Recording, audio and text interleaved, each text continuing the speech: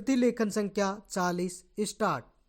अध्यक्ष महोदय, मैं कहना चाहता हूँ कि हर आदमी को यह अधिकार है कि जिसको वह चाहे डाक द्वारा मत भेज सके।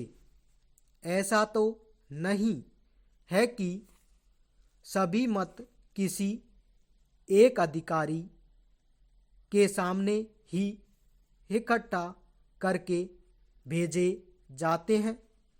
जहाँ तक इस बिल का संबंध है वह ठीक है, वह प्रारंभ में ही आना चाहिए था और मैं इसका समर्थन करता हूँ।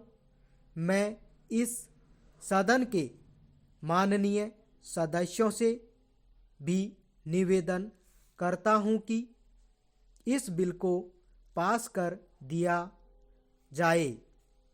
खेती में उन्नति न होने का कारण क्या है? उसका एक कारण यह है कि खेती से संबंधित जितने विभाग हैं उनमें आपस में समन्वय नहीं है। खेती के लिए अच्छी खाद की आवश्यकता है, पानी की आवश्यकता है, औजारों की आवश्यकता है और धन की आवश्यकता है। इन सारी चीज़ों के लिए अलग अलग विभाग हैं। मालूम ऐसा पड़ता है कि उनका आपस में कोई संबंध नहीं है। वे आपस में मिलकर कोई योजना नहीं बनाते जिससे खेती की आवश्यकताएं पूरी होती। इसलिए जब तक उनमें आपस में तालमेल नहीं होगा तब तक खेती की उन्नति नहीं हो सकती है। दूसरा कारण यह है कि योजना की बिल्कुल कमी है।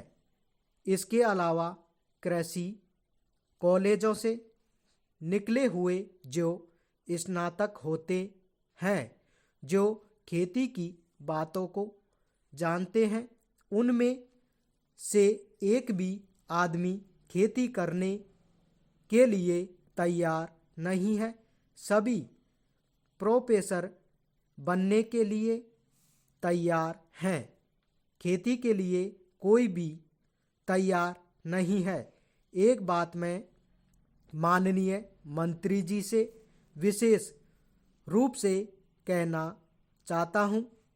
अधिक उपज न होने का एक कारण यह है कि जो खेत में काम करते हैं वे उसके मालिक नहीं हैं। खेत किसी और का है और काम कोई और कर रहा है।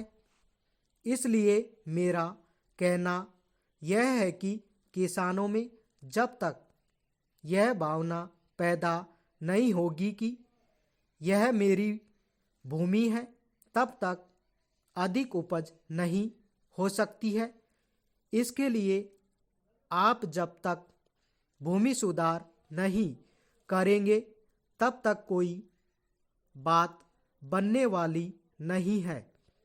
दुर्भाग्य से इस देश में खेती करने वाले बहुत कम लोग ही भूमि के स्वामी हैं। खेती की उन्नति के मूल आधार हैं पानी, खाद, बीज, धन, उपज का उचित दाम और भूमि सुधार।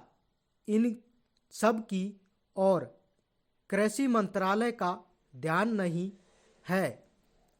सरकार को प्रत्येक खेत को पानी और हर आदमी को काम देना सुनिश्चित करना चाहिए।